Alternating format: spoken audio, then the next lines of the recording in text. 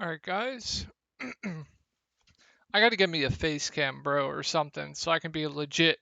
So I can be legit like all the other YouTubers, you know? Gotta get me a face cam. Something like that. Something a little light. Alright, but anyway, I'm making this video public again, so if you are coming from the YouTube side of things, this is the second time I am ever making my videos public. So if you don't know what I do, I make posts on Reddit. The Reddit is called DFSPORTS, but with one S instead of two. I make a post, um, talk a little bit. I link this video, go over news. So today I give other sports cores as well. Um, go over news when it comes out. So like here, Horford in, Daniel Theis completely out of play for me on the main slate. Still viable on Showdown, since he was only $800, but very risky. Obviously, I don't think anyone got to him for good reason. Whiteout Pritchard is viable, but he's not a smash. Horford in, I doubt Daniel Theis plays much at all. I think I prefer Dedmon over him. So yeah, once news comes out, I make updates. Um, go over who I like, blah blah blah. What's it called? So one thing tonight. Now I know Al Horford completely busted, but Bam Adebayo was extreme chalk. One thing tonight that I was really hammering on to a couple people was I liked Al Horford over chalk Bam Adebayo. Al Horford absolutely smashed Bam Adebayo. Bam has been just god awful. Let me enter my contest real quick. So for the playoffs, I just go extremely small, right? There's no point to go big, just really no point at all. Let me just enter my contest real quick, and then I will go over this video for you guys. Yeah, like I said, there's just no point to go big on these slates at all. Now, where I think the biggest edges on these slates is definitely the two-game slates. I'm going to be going over both the Showdown slate and the two-game slate. Just fair warning, if you're watching from the YouTube side of things, I troll a lot, I tilt a lot, and I'm not like normal people who make videos. I curse a lot, I say weird shit a lot. I don't ask for you to follow me everywhere because I'm not annoying like that. So, not going to post to Twitter, not going to ask for follows. I do this because I love doing it and I love the game of basketball. All right, so we can go over my lineups from tonight. First, we can go over what's going on for PGA. So, the core I gave out for PGA was JT, who is doing great for the conditions. Who else I give out? Zalatoris, who is absolutely smashing. He is in second place right now at 4% ownership. McIntyre, who is doing great as well for these positions at low ownership. And I don't think I have 4. Jordan Spieth, who is the one guy that is kind of a letdown right now, but the cut should be like +4, +5. So I probably should have a 6 out of 6 here. So it's looking good. Zalatoris is absolutely massive at low ownership. I knew people weren't going to go back to Zalatoris after what they did to him last week as pretty chalky. So the PGA core is just absolutely smashing. We can go over Showdown. So core tonight for Showdown was Jimmy Butler, Jason Tatum, Marcus Smart, and Gabe Vincent. All 4 absolutely smashed for their Showdown prices. So definitely a smash there. And then for the two-game slate, I gave a core of Gabe Vincent, Jimmy Butler, Otto Porter Jr., and Kevon Looney. So it's looking good over here. I don't have Marcus Smart, which might be the nail in the coffin for me. But since I went underweight on this game, I definitely do still have a chance to cash. So it's looking good, but it's not looking great. Like I can still cash, but I'm not going to win any big money. So like I said, if you're new here from the YouTube side of things, I show you my lineups every day. show you if I'm winning or losing. You'll know if I'm a winning player or not. You'll know if I'm a losing player or not. You'll know if what you're getting from me is quality content or not based off my results, which my results definitely do speak for themselves over the past 2 years since I've been making these posts. So,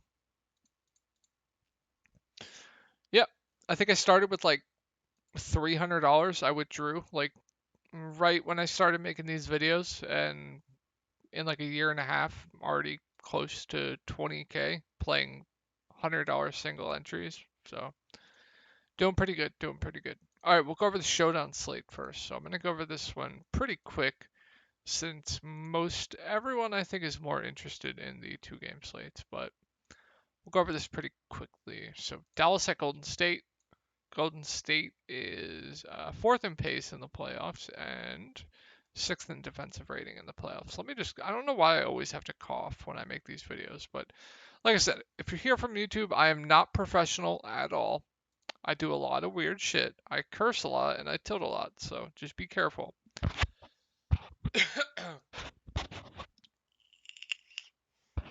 So Luka Doncic 13.6. I'm not worried about his shoulder at all. I'm not worried about that game last game. Not worried about the blowout. Now I definitely do think there is a chance for blowout, but I'm just gonna assume it's gonna stay close, right? Assuming this game stays close, Luka is going to have a monster game, and I have no issues paying for this price tag. I think you jam in Luka in your lineup and you pretty much call it a day. There is no way I'm fading Luka. Brunson 8.6 on the other hand, I think is a little bit overpriced for my liking. Normally he's like probably going to get you around 30 fantasy points, and at 8.6 that's fine. But with Brunson, he doesn't really have a ceiling. I think he has a pretty high floor just because he'll handle the ball some as well, and he's a decent rebounding guard.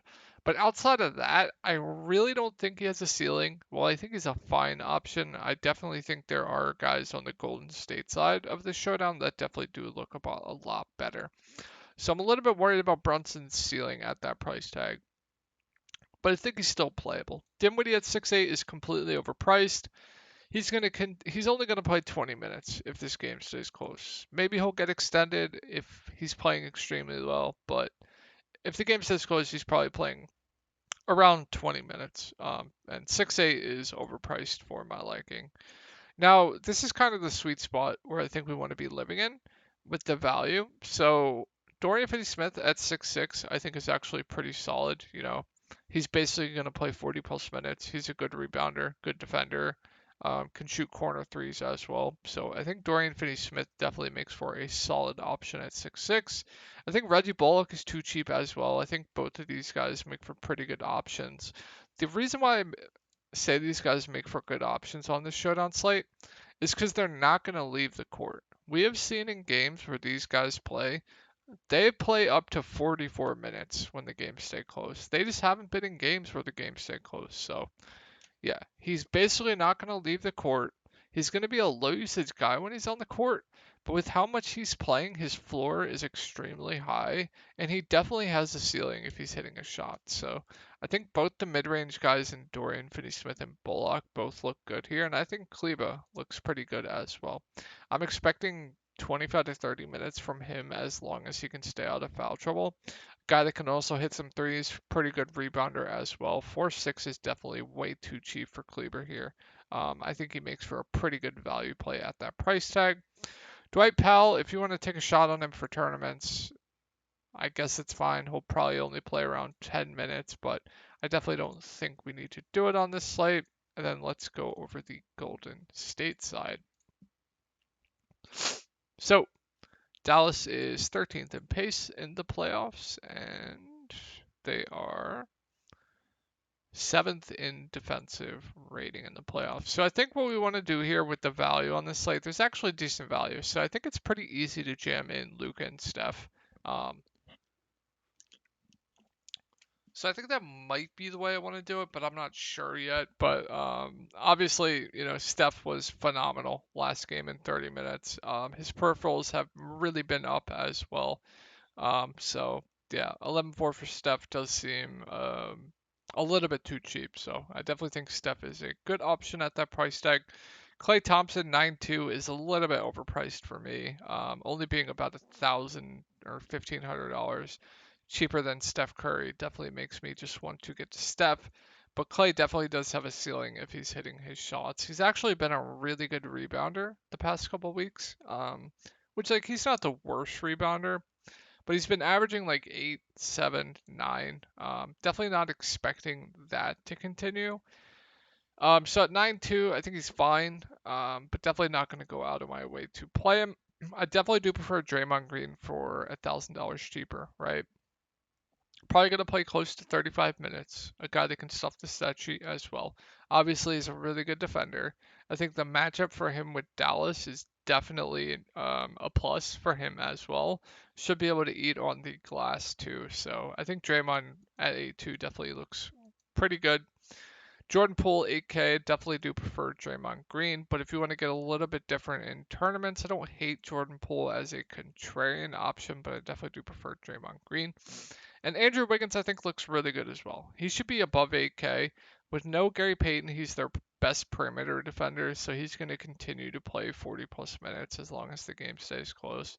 And he's a good rebounder as well, and a good scorer. So 40 plus minutes of Andrew Wiggins at 7.6K. Definitely sign me up for that. I think Andrew Wiggins makes for one of the best mid-range options on this slate. And then no one expected Looney to play 30 minutes in this series, but I guess they don't care that Dallas is going small with Kleber. So if we're going to get 30 minutes of Kevon Looney at 4.8K, I definitely think he stands out as one of the best values on the board. And I think Otto Porter Jr. stands out as one of the best values on the slate as well. I'm expecting close to 25 minutes from him. He's a phenomenal rebounder as well. Can do things on the offensive end. I think the matchup for him with Dallas is definitely favorable as well. So I definitely do like the two, the forward in Otto Porter Jr. and the big in Looney. We've been targeting bigs against Dallas all year. I don't expect that to stop.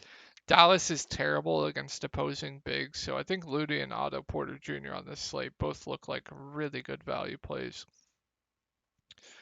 We were pretty high on Damian Lee as a punt last slate at the flat min at 1K, but he definitely did get there in garbage time. 1.6K now is just, I think it's priced about right. Only a large field tournament play in my eyes. So, yeah, let's go over the 2 game slate now. So, I haven't looked at pricing yet, so this is the first time I'm seeing it as well. Golden State is, where's Golden State? 4th in pace. And 6th in defensive rating. So,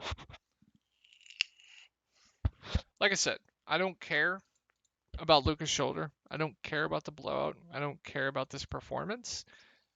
I'm fine going right back, even at 11.9. Like, if people are scared of this price and they're scared of him busting and the game blowing out, good for me. Lower his ownership. He's still the best spend up on the slate, and it's not close. So, yeah, absolutely love Luka.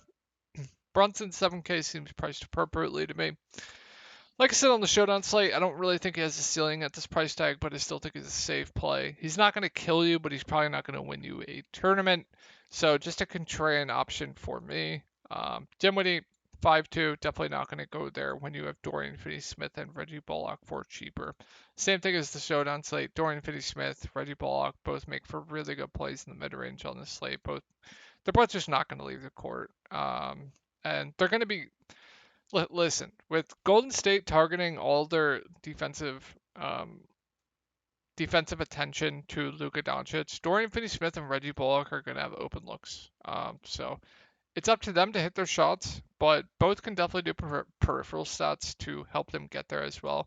More so Dorian Finney-Smith, while him being a better rebounder than Bullock. But yeah, these guys are too cheap. Once again, I think both look pretty good in the mid-range. I definitely do prefer Bullock for the discount though, and I'm expecting him to possibly be pretty popular on this slate.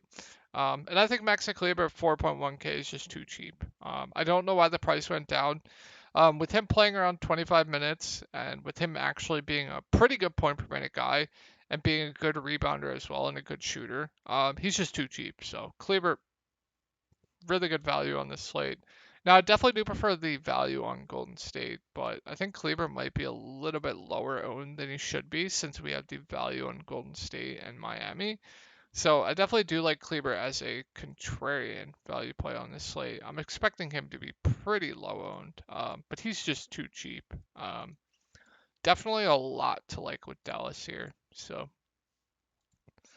all right, let's go over Golden State. Dallas is 13th in pace and 7th in defensive rating. So Steph Curry, 9.4 is just a fine price. I definitely don't think he's underpriced, but I definitely don't think he's overpriced. Like I said with the Showdown, he's just doing a lot more peripherals as late, especially rebounding and just doing everything for the team. If you watch Golden State's game with how Steph's playing, I definitely do think he's going to be continue to do a lot more peripheral stats with how they're distributing the ball between each other. So yeah, I think Steph looks like a pretty good spend up on this slate.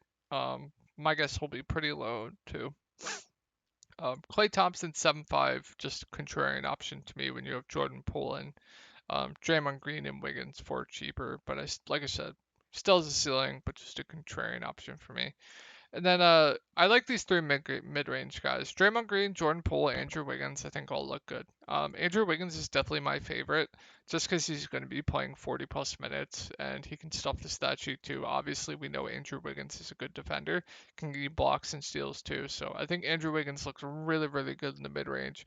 And I think Draymond Green looks like a pretty good play in the mid-range as well. Like, good defender, can get you assists, can get you blocks, get you steals. Just a guy that can stuff the stat sheet. He doesn't need to score the ball to really score you fantasy points. And I like playing guys like that. So I think Draymond is definitely a good play too. I definitely would rank them Wiggins, Green, Poole, point per dollar. And then Kevon Looney, I think stands out as one of the best value plays on the slate, assuming we can continue to get the similar run from him. Just a good rebounder. Now he's not going to be a high usage guy on the court, but starting center at 4.2K against the abysmal defense of Dallas against opposing bigs. Sign me up for Kevon Looney. I think he looks really, really good for value. And then I think Otto Porter Jr. looks really good for value here once again. Same thing. Otto Porter's going to eat up on the glass too. So I expect his rebounding to be extremely high in this game too. Could do a bunch of other things, score the ball as well. So I think Otto Porter Jr. looks really good for value here once again. And then let's go over the last game for this two-game slate. Boston is 7th in pace and 2nd defensive rating. So Jimmy Butler's not getting to the price point where he should be. I don't think he's a must play at this price tag. I definitely do prefer Luka. I prefer Steph for cheaper. I haven't looked at Tatum's price yet, but Butler probably ranks 3rd right now between Steph and Luka. Now, man, Miami really, really struggled tonight. But Jimmy Butler's basically this whole team, right? He has one of the highest usage rates so far in the playoffs. I think Luka is right above him um, regarding usage rates between players in the playoffs that are left.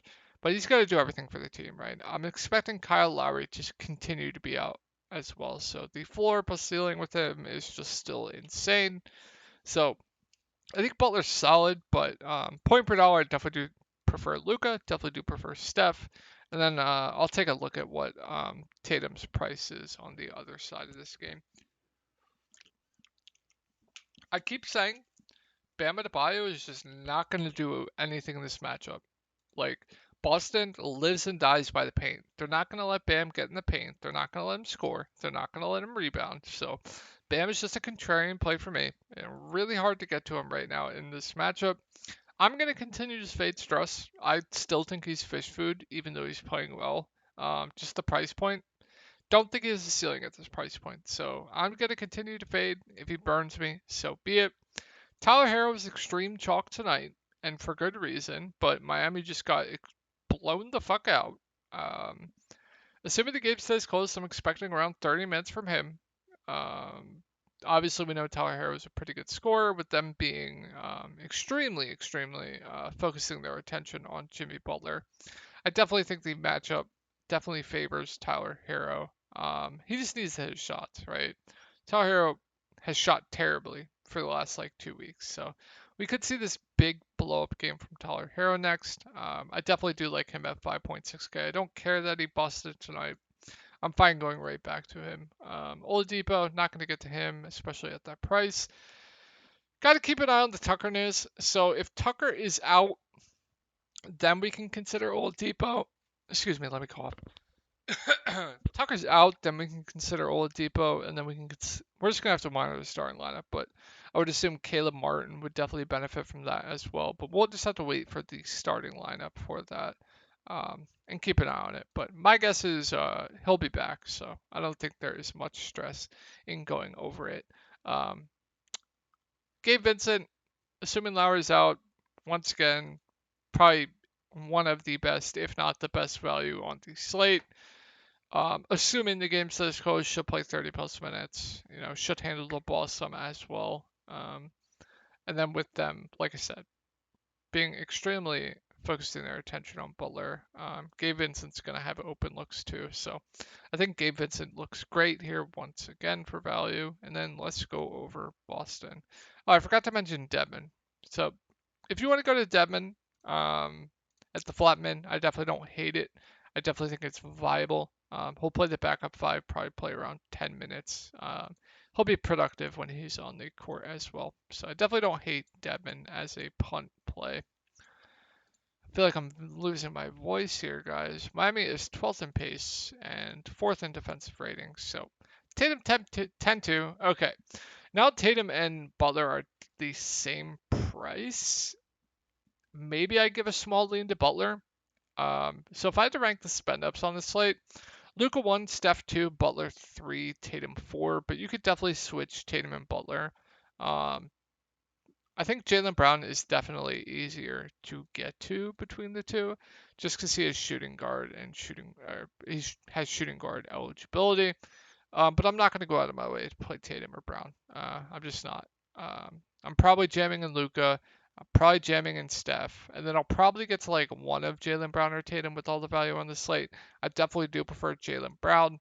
Um, if Tatum has a bad game, Jaylen Brown's gonna have a good game. So definitely do prefer Brown over Tatum. Al Horford 6.9K is just there for me.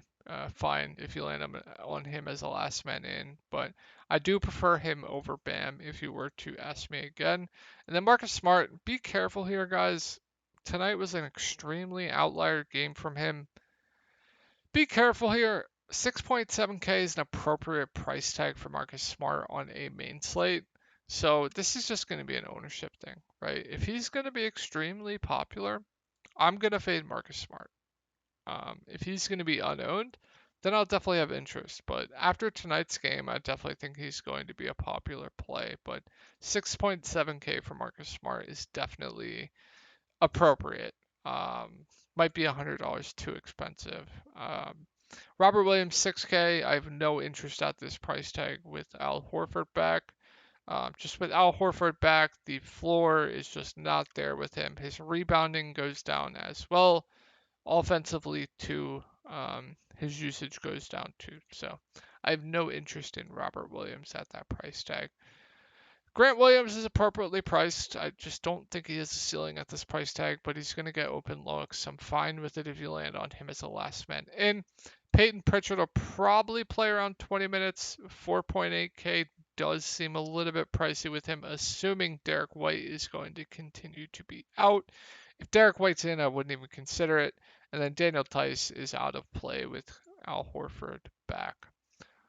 So if I had to build an early core, which guys, this will change if you're watching on YouTube, definitely go over to DFS Sports, find my thread. My username is Shook. Yeah, username Shook. So this core is definitely going to change. So don't play this and think that it's what I'm going to be sticking with. But I'm jamming in Luka. I'm jamming in Looney. I'm jamming in Gabe Vincent. I'm jamming in Otto Porter. That's just what I'm doing. So start with that, figure everything else out.